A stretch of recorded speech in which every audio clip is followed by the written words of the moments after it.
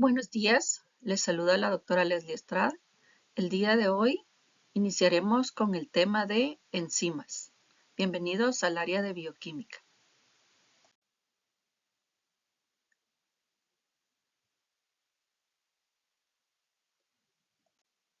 ¿Qué son las enzimas?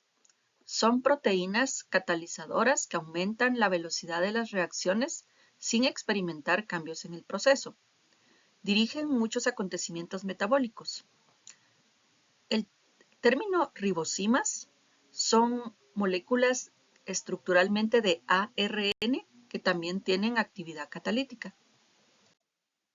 Propiedades de las enzimas. Vamos a ver que todas las enzimas tienen un sitio activo, que sería una hendidura en su estructura que tiene una secuencia específica de aminoácidos que se van a unir perfectamente a lo que llamamos substrato. Se unen por un ajuste conformacional inducido. Propiedades de las enzimas. Una de estas es especificidad. ¿Qué quiere decir especificidad? Interactúan solo con un sustrato o unos pocos.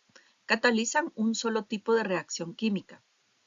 El conjunto de enzimas sintetizadas dentro de una célula determina qué reacciones ocurren en ella. Esto es importante.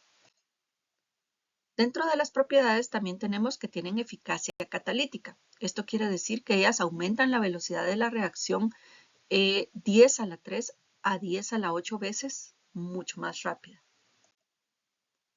Dentro de las propiedades de las enzimas, como dijimos anteriormente, es importante la localización dentro de la célula, porque esto hace que se aísle el substrato o el producto de otras reacciones que pueden ser competidoras de esta misma reacción en otro sitio de la célula. Proporcionan un ambiente favorable para la reacción, puede ser el pH favorable, un ejemplo. Permiten también la organización de millares de enzimas en vías definidas, ¿verdad? Que estén organizadas y localizadas, como vemos en la imagen, unas en la mitocondria, otras en el citosol, otras en el núcleo, otras en los lisosomas, dependiendo en la vía metabólica en la que tengan participación su actividad. Dentro de la nomenclatura de las enzimas vamos a mencionar dos formas de enunciarlas. Una, puede ser recomendado el nombre, ya sea por el sufijo asa, más el nombre del substrato de la reacción. Ejemplo, glucosinasa, ¿verdad? Esto nos indica que tiene relación el substrato con glucosa, ¿verdad? Y el sufijo asa. Ureasa, sacarasa. También descripción de la acción que realizan. Esto puede ser el mejor ejemplo, la lactato deshidrogenasa. Lleva este nombre porque su reacción donde participa es la oxidación del NAD a NAD, de NADH a NAD. Adenilato ciclasa, también la hidrólisis de ATP, convirtiéndolo en AMP cíclico y liberando un grupo pirofosfato. Nota importante, algunas conservan sus nombres originales, con que los científicos que las nombran cuando las descubren, y el ejemplo es tripsina y pepsina. La nomenclatura de las enzimas tienen un nombre sistemático, son 7 grupos, esto es importante. Utilizan 4 dígitos para nombrarlas, esta es una clasificación internacional. El primer dígito siempre es la clase principal de la enzima, el segundo dígito es la subclase, el tercer dígito es la subclase y el cuarto dígito es el número de serie de la enzima específica. Ejemplo, la hexocinasa, que es una enzima importante en la glucólisis. Esta tiene su nomenclatura básica, sería 2.7.1.1. La clasificación de enzimas, como dijimos anteriormente, son 7 grupos. Tenemos el grupo 1, que sería el orden específico del número 1 en la nomenclatura de clasificación, las oxidorreductasas, las número 2, las transferasas, las 3, las hidrolasas, 4, liasas, 5, isomerasas, 6, ligasas y 7, translocasas. Las oxidorreductasas, ellas son las que participan en reacciones redox, ¿verdad? Existen 2 tipos esenciales donde va a haber una transferencia de hidrógenos y otra donde no hay transferencia de hidrógenos. ¿verdad? Aquí comúnmente un compuesto se oxida y otro se reduce. Son reacciones acopladas. El número 2 son las transferasas. Ellas transfieren grupos funcionales. Ejemplos de grupos funcionales que pueden transferir son grupos glucosilo, grupos metilo y grupos fosforilo. Las hidrolasas, ellas catalizan rompimiento de enlaces. Comúnmente hidrolizan una molécula de agua del medio, la cual adicionan a la estructura que se está formando nueva.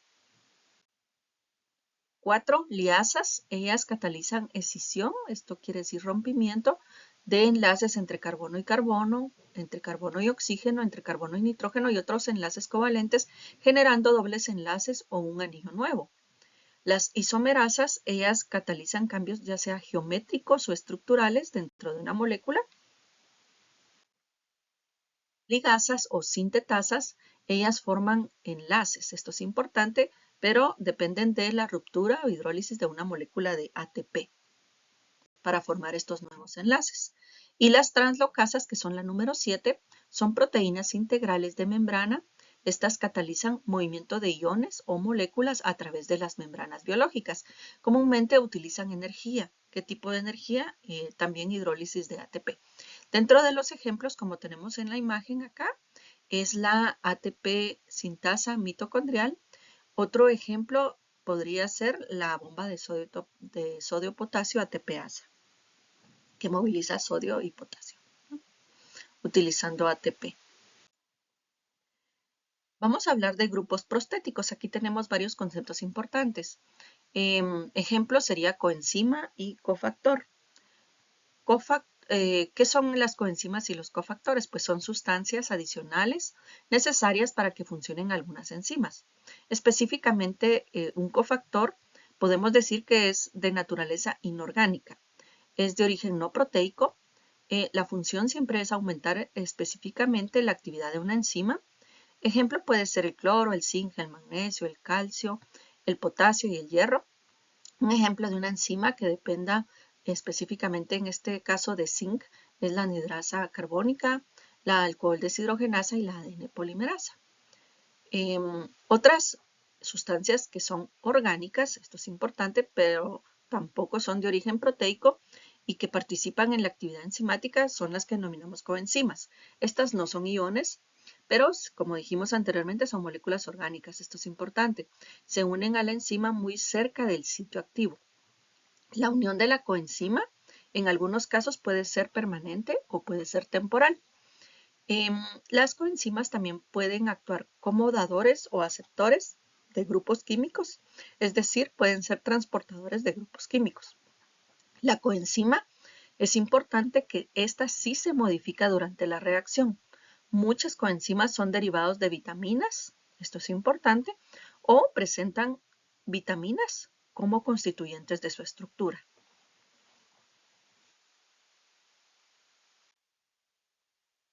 ¿Qué es una holoenzima? Una holoenzima son enzimas que están añadidas o que se unen transitoriamente durante la reacción a otra pequeña molécula para poder ejercer su catalizador. ¿De qué está formado una holoenzima? Está formada ya sea de su cofactor, como dijimos anteriormente, que puede ser un ion metálico como 5-hierro o la diversidad de iones metálicos, o de una coenzima, que dijimos que era una molécula orgánica que podía tener origen de vitaminas, ¿verdad? Como el NAD. Y también esto es importante, si esta coenzima se une permanentemente a la enzima, se le denomina grupo prostético.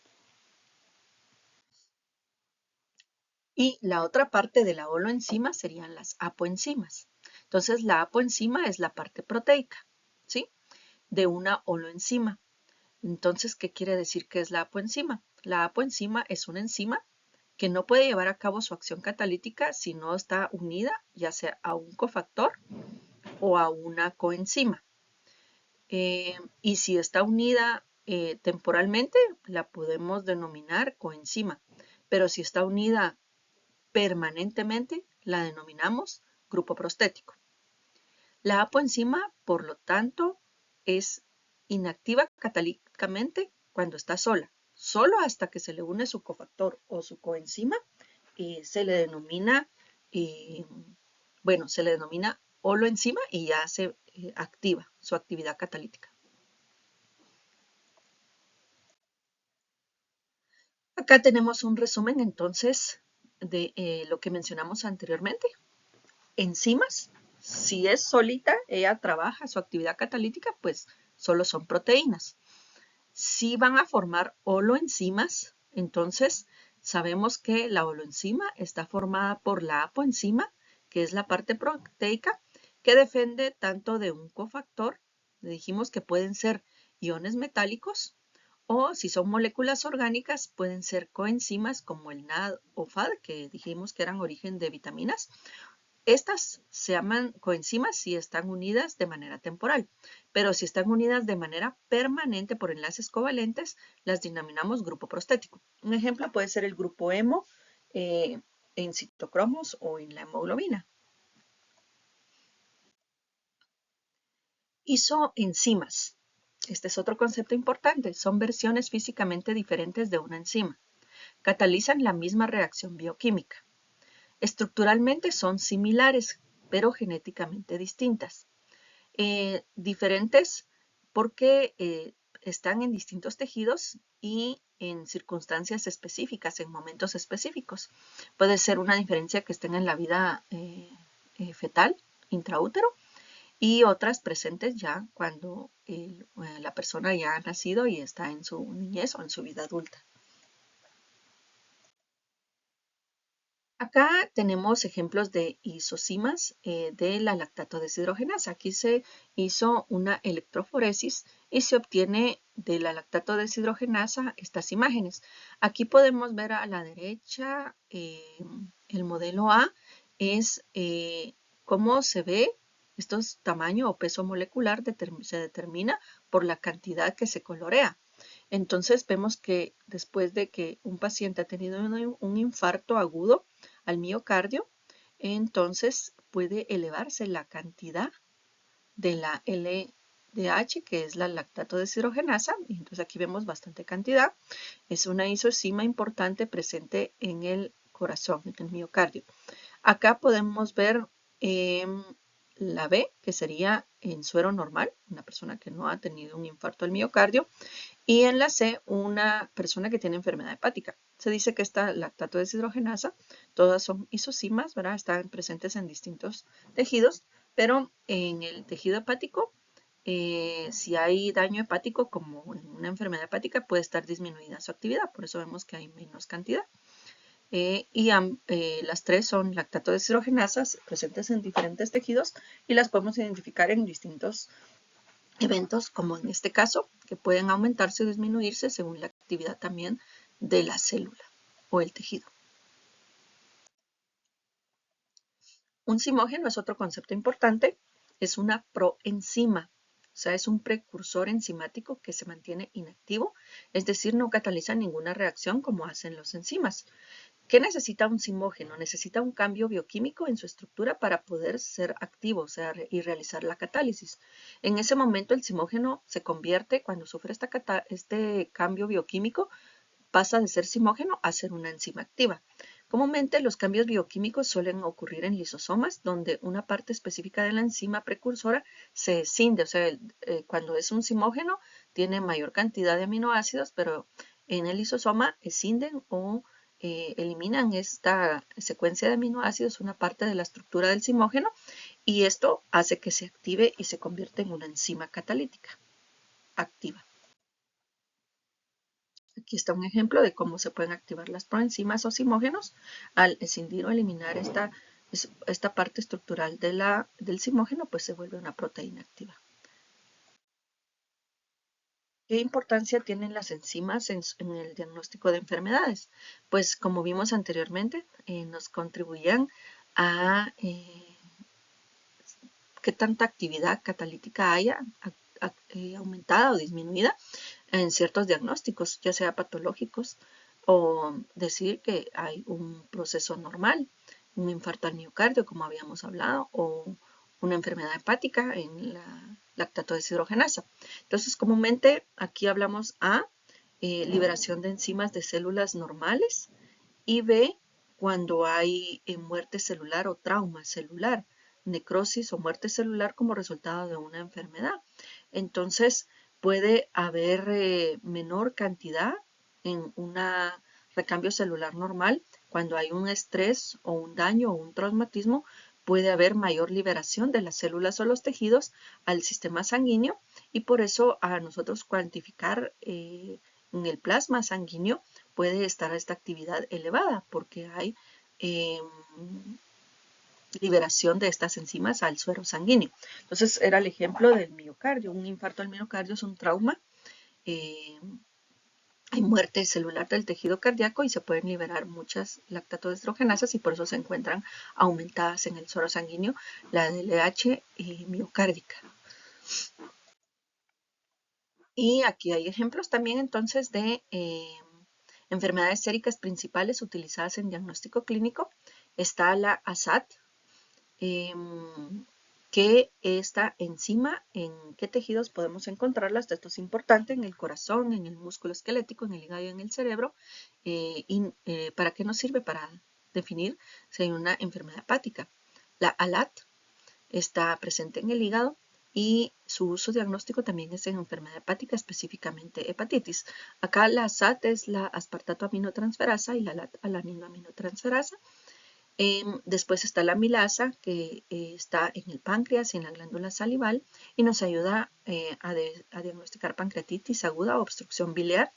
La CPK, creatincinasa, esta está en el músculo esquelético, corazón y encéfalo. Nos ayuda también a diagnosticar distrofia muscular o infarto al miocardio.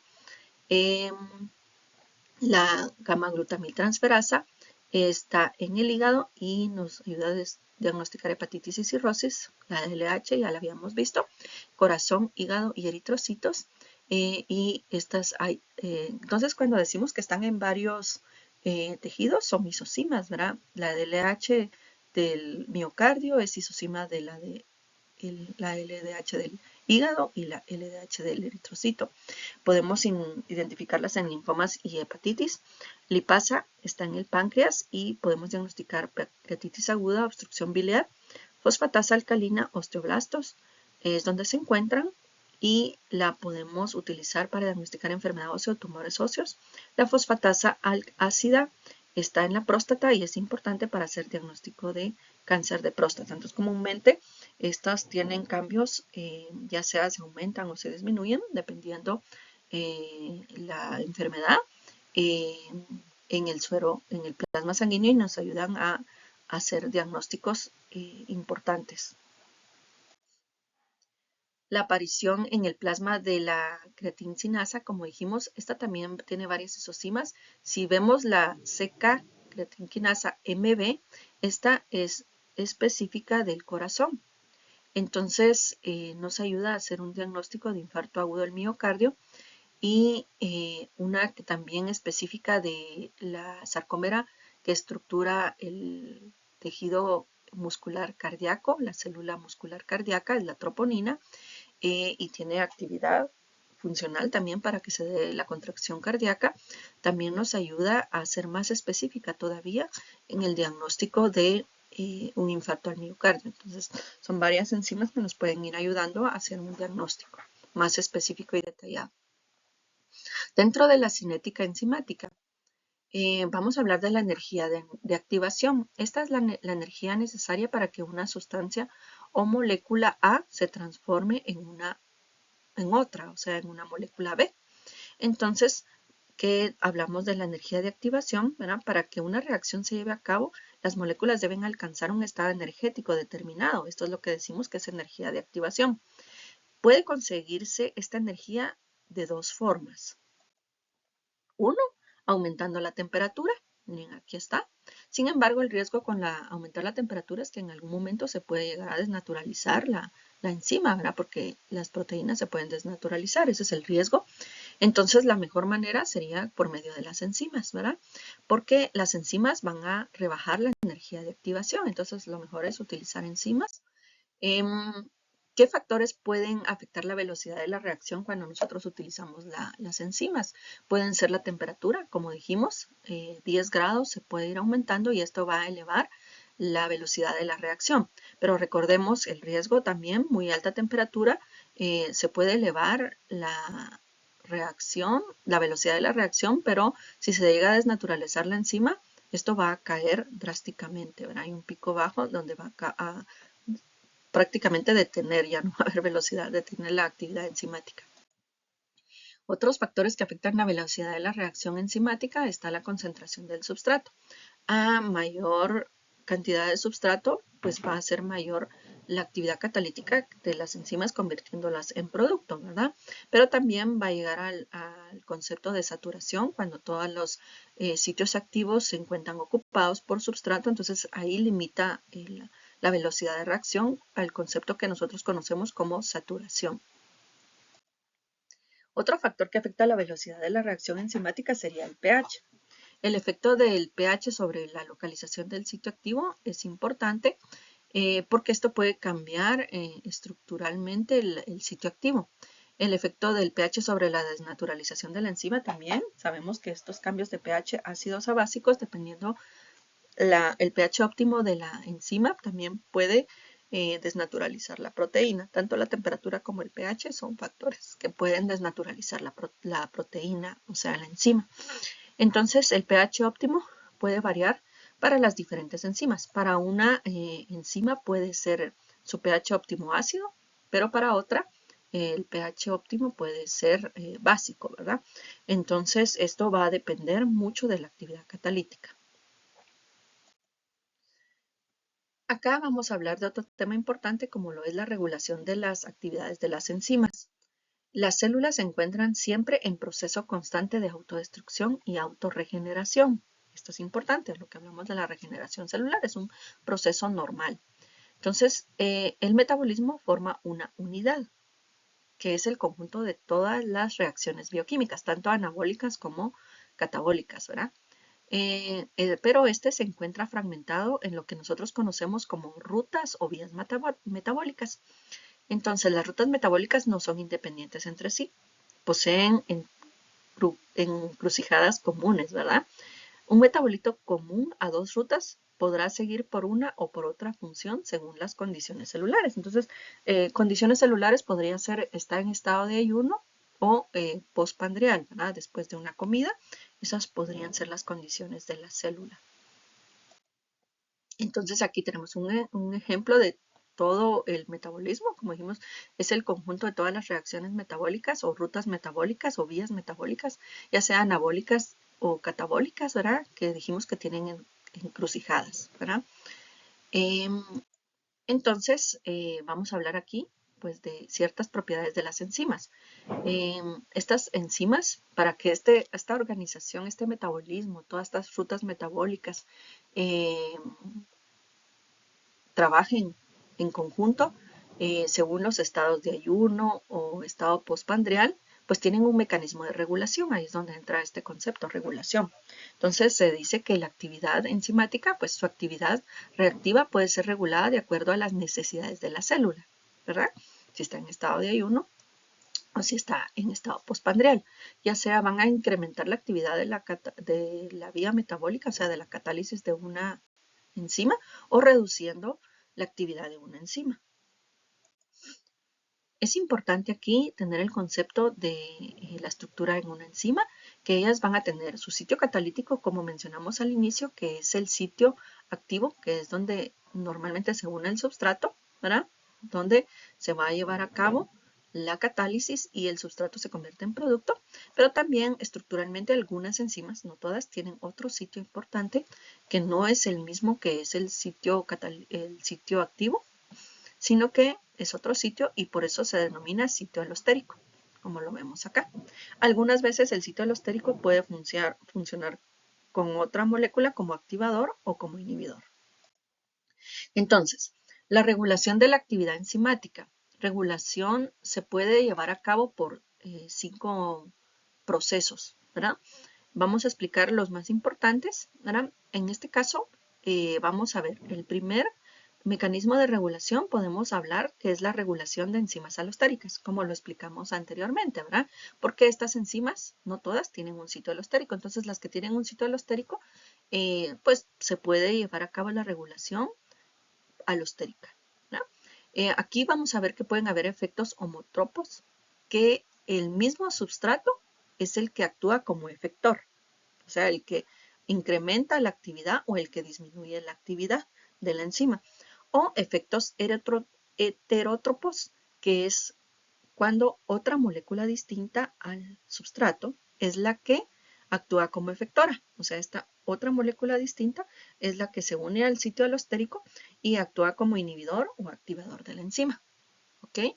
En segundo mecanismo de regulación enzimática podemos hablar de regulación covalente. Cuando hablamos de regulación covalente, hablamos de enlaces covalentes. Por eso se puede hablar de fosforilación, que es cuando se agrega un grupo fosfato a la estructura por un enlace covalente, o desfosforilación, cuando se rompe este enlace covalente y se elimina el fósforo, el grupo fosfato de la estructura de la enzima.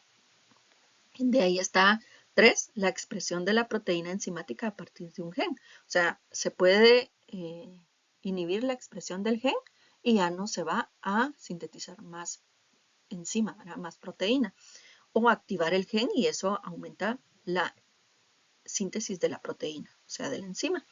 El cuarto sería la activación o inactivación por enzimas proteolíticas. Dijimos, recuerdan que podían haber ejemplos, hay simógenos, y entonces estos simógenos, por medio de enzimas proteolíticas, pueden escindir una parte de la estructura de la enzima y activarlas. Entonces sería otro mecanismo, ¿verdad? Degradación sería enzimática por proteasas intracelulares. Esto sería en lisosomas. Esto se denomina autofagia. O ya sea por proteosomas en el citosol. Este sería un quinto mecanismo de regulación. Entonces, la regulación alostérica, que dijimos que era la primera, ya habíamos visto esta diapositiva antes, las sustancias que favorecen la forma T o forma tensa. Cuando hablamos de la forma T o forma tensa, quiere decir que ellos, sería esta imagen de la derecha, cambian, cuando se une esta molécula al sitio alostérico, miren, cambia la estructura del sitio activo y realmente convierte la estructura de la enzima de una forma T tensa, ¿sí? Por eso es la forma T, que inhibe que se coloque el substrato, miren como ahora, cuando ella se coloca, cambia la estructura y no se puede unir el substrato. Entonces, esta es cuando cambia a su forma T o tensa. La anterior forma era la relajada, donde sí puede unirse el substrato. Cuando se quita el inhibidor, vuelve a colocarse en su forma relajada y sí se puede unir el substrato. Si estos moduladores actúan en lugares distintos del sitio activo, como les había dicho yo, de la enzima se llaman inhibidores alostéricos, como lo estamos viendo acá. Si el inhibidor o la molécula alostérica cambia la estructura para que haya mejor afinidad con el substrato del sitio activo, es un modulador alostérico positivo, ¿verdad? Porque favorece la unión del substrato. Pero si este modulador alostérico cambia la estructura a que haya menor afinidad y lo cambia a forma T o tensa, pues es un modulador negativo. Dentro de esta también podemos hablar que puede existir una inhibición de la actividad enzimática que denominamos no competitiva. ¿Oyen? ¿Por qué no competitiva? Porque estamos viendo que el sitio activo existe para que se una al substrato, pero es el otro sitio, el alostérico, al que se va a unir la molécula, ya sea activadora o inhibidora, es un sitio distinto, ¿verdad? Entonces, estamos diciendo que el substrato no está compitiendo con la molécula inhibidora por el sitio activo, porque cada uno tiene su lugar. El sustrato tiene su sitio activo y la molécula inhibidora tiene su sitio alostérico. Entonces a esta se le llama inhibición competitiva porque no están compitiendo por el sitio activo. Pero realmente si es la molécula inhibidora la que llega primero al sitio alostérico, pues como cambia la configuración, el sustrato no se va a poder unir al sitio activo, ¿verdad? Entonces pero a esta se le llama inhibición de la actividad enzimática no competitiva. De ahí está la inhibición enzimática que sí es competitiva. Acá, si se dan cuenta, no está el sitio alostérico, sino solo está el sitio activo, y realmente el substrato sí va a competir con la molécula, bueno, el substrato en este caso es este, miren, va a competir con esta pravastatina, que es un ejemplo de una estatina, como lo estamos viendo aquí, que es un medicamento que va a competir con el sitio activo de la enzima. Entonces, ambas tienen una estructura muy parecida y por eso es que ella puede encajar en el sitio activo de la enzima. Entonces, aquí sí, esta molécula compite con el substrato por el sitio activo. Entonces, el que llegue primero, si llega primero la pravastatina, pues inhibe a la enzima, el substrato no se puede acoplar al sitio activo y se detiene la actividad catalítica. Por eso la denominamos inhibición competitiva, cuando se compite por el sitio activo. Entonces también hay otras denominaciones, también hablamos de una inhibición reversible y una inhibición reversible. Entonces, cuando es reversible quiere decir que la molécula inhibidora que se une al sitio alostérico sí se puede eliminar, se puede quitar y todo va a regresar a la normalidad, ¿sí? Y el substrato sí se va a poder unir a su sitio activo, ¿verdad?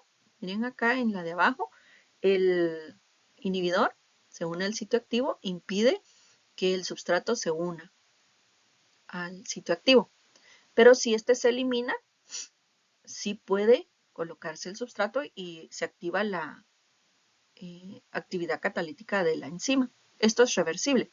Pero si en algún momento el inhibidor se coloca en el sitio alostérico y va a impedir de manera permanente que el substrato se una, no se puede eliminar el inhibidor, entonces va a haber una inhibición permanente de la actividad catalítica y esto es irreversible. Comúnmente esto es en venenos, ¿sí? En venenos de serpientes que se dice que no tienen, digamos, un antídoto. Porque el antídoto realmente, si sí tiene antídoto, quiere decir que si hay una manera de quitar o eliminar el inhibidor del sitio alostérico y que ya pueda volver a acoplarse el substrato al sitio activo. Pero si no hay un antídoto, esta sería una inhibición irreversible.